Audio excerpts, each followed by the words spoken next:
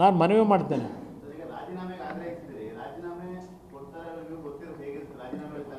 ಇದು ನಾನು ಅದಕ್ಕೆ ಹೇಳ್ತಾ ಇರೋದು, ಇಷ್ಟೆಲ್ಲ ಅಕ್ರಮ ಆದ್ರೂ ಅಪಾಯಿಂಟ್ಮೆಂಟ್ ಕೊಟ್ಟಿದ್ದೀರಿ, ಇದು ನಿಮ್ಮದೇ ಜವಾಬ್ದಾರಿ, ಸರ್ಕಾರದ್ದೇ ಜವಾಬ್ದಾರಿ.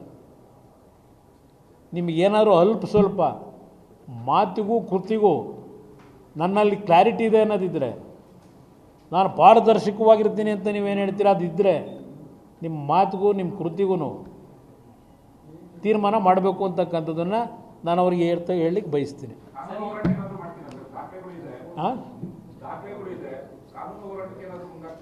ಈಗಾಗಲೇ ಅಪಾಯಿಂಟ್ಮೆಂಟೇ ಕೊಟ್ಟವರಲ್ಲ, ಕಾನೂನಲ್ಲಿ ಕೆಲವು ತೀರ್ಪು ಕೊಟ್ಟರು.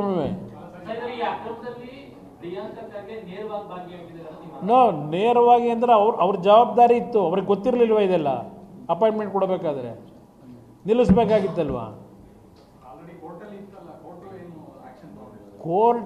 ಕೋರ್ಟ್ನಲ್ಲಿ ತೀರ್ಪು ಅಂತಿಮ ಬರೋದಕ್ಕೆ ಮುಂಚೆನೇ ಯಾಕೆ ಅಪಾಯಿಂಟ್ಮೆಂಟ್ ಕೊಟ್ರಿ ನಡೀತಿದ್ದಾಗ? ಅಲ್ಲ, ನೋಡೋಣ ಏನು ಮಾಡ್ತಾರೆ ಅವ್ರ ಗಮನಕ್ಕೆ, ಸರ್ಕಾರದ ಗಮನಕ್ಕೆ ತರ್ತೀನಿ. ಇದು ನಡೆದಿದೆಯಲ್ಲಪ್ಪ, ಇದೇನು ತೀರ್ಮಾನ ಮಾಡಬೇಕು, ಕೋರ್ಟ್ ಏನು ಹೇಳಿದೆ, ಸಬ್ಜೆಕ್ಟು ಕೆಲವೆಲ್ಲ ಹೇಳೋರಲ್ವಾ?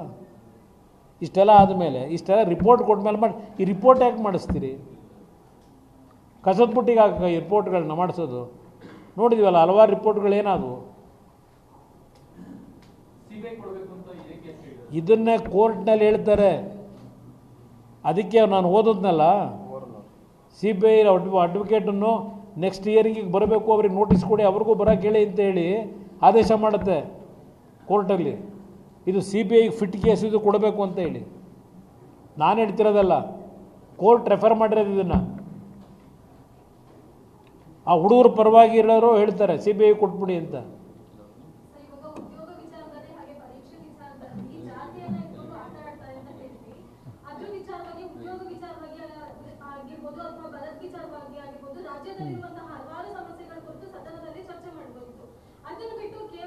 ನೀವು ಸದನದಲ್ಲಿ ಇರೋನು ಕೇಳಿ ಅಮ್ಮ, ನಾನು ಸದನದಲ್ಲಿ ಇಲ್ಲ. ಈಗ ಸದನದಲ್ಲಿ ಇರೋರು ಶಾಸಕರುಗಳು, ಮಂತ್ರಿಗಳು, ಅವ್ರನ್ನ ಕೇಳಿ. ನಾನು ಕೇಳಿದ್ರೆ ನಾನೇನು ಹೇಳಿ? ನಾನಿದ್ದಿದ್ರೆ ನಮ್ಮ ಸಬ್ಜೆಕ್ಟೇ ಬೇರೆ ಇರ್ತಿತ್ತು. ಇವತ್ತು ಬರಗಾಲ ನೀವು ಹೇಳಿದ್ರಿ, ಹೌದು, ನೆನ್ನೆ ದಿನ ಘೋಷಣೆ ಮಾಡವ್ರೆ, ಬರಗಾಲ ಅಂತ ಘೋಷಣೆ ಮಾಡವ್ರೆ. ಬರಗಾಲಕ್ಕೆ ಏನು ಕ್ರಮ ತಗೋತೀವಿ ಅಂತ ಏನಾದರೂ ಇದೆಯಾ?